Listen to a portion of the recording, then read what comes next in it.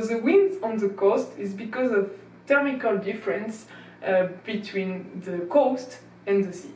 And this wind will affect the wedge break of the waves. That's why it's super important for any surfer to understand this influence, to be able to predict better the behavior of the wave and so surf better. So how to read this wind? In the reality, you have to see the direction of the wind. It's, for example, here you have the coast and here you have the sea. You have to see the direction of the wind. Okay, so the first wind we can think about could be, for example, the wind onshore. So the wind onshore has this type of wind, the wind coming from the sea to the coast, onshore. How will that affect the wind onshore on the wave? Easy. If I have my wave like this, going on this direction, so the wind, in this case, for example, we have the same direction than the direction of the swell. So what will happen? This wind will go on the back of the wave and push the wave to the front. So we first blast the wave, so we have smaller wave with onshore, okay? If we have, for example, a perfect wave like this, okay, breaking here first, and then you have the wave here, so we start breaking here and then open on this side, for example, on the right. If the wind onshore come behind and we push the wave on this section, for example, and here on this section, and here on this section, what will happen? The wind we break the wave, okay? So the wave will not be perfect anymore and she will have several sections, okay? So it will be harder to surf, and the onshore will remove the superficie of the sea, really agitated sea, like this, okay? So this component of the sea, we can call it choppy.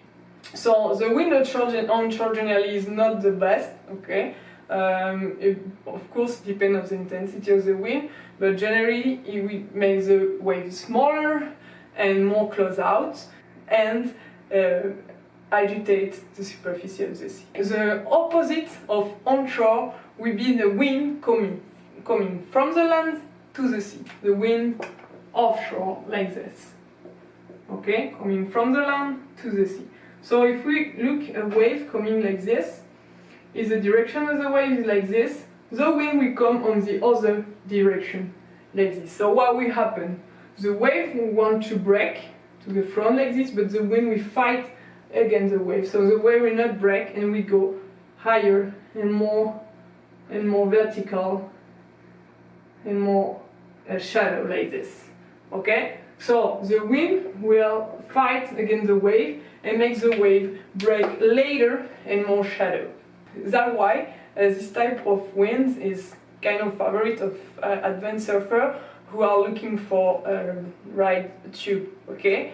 Of course, the surfing with big offshore is not so easy because it will be harder to paddle into the wave because the wind will slow us down, okay? And you'll have all the water in your face, and at the moment you do the drop will be more heavy. The last type of wind we can find is the wind coming from the side, like this, okay? It will be cross. Here everything depends on the angle, makes the wind with the direction of the waves. More the wind will come from the back like this, like croissant. More it will break the wave, okay? On the contrary, more the wind comes from the coast, like this, and cross off. More it will fight against the wave, so everything depends on the angle of the wind with the direction of the swell. Most of people say the best conditions stay when there is no wind at all and the superficie of the sea is like a mirror, okay? It's like glassy. When the sea is glassy, we have perfect condition, and riding a wave when in glassy condition is the best sensation ever, because you are riding a perfect wave with nothing who can disturb the wave. It's like perfect surface, like perfect wave, and the board is riding on the water, super calm, super perfect, so nothing will disturb the trajectory of your board. So you just have the sensation to fly on the wave. It's just crazy, okay? So you will try. This condition generally happen really early in the morning, okay, and at sunset, because there is less difference of temperature between the coast and the sea. So why surfers generally wake up early to go surf and like see the sunset from the water. But be careful, it's not because there is no wind on the beach that means the wave will be perfect and the superficie of the sea will be glass, okay? No. You can have no wind on the beach, but you can have wave like if there is wind on the coast. Why? For several reasons. First, if there is a lot of wind onshore and the superficie of the sea is like choppy and really choppy, suddenly the wind can go off, so no wind at all, but the sea needs time to get calm again. It can be for other reason too. For example, you can have no wind on the coast, so no wind on the beach, but the swell is coming, that generating by wind too close from the coast. So when the wave come, they don't have time to get organized and get better and be well separated with all the strength and everything, so they will come still affected by the wind that creates them. It can be because of a superposition of different swells too. For example, if there is a wave coming from here, wave coming from here, it will chop one against the other, so we remove the superficie of the sea, okay? And that's why sometimes there is no wind on the beach, but the sea still look like if it was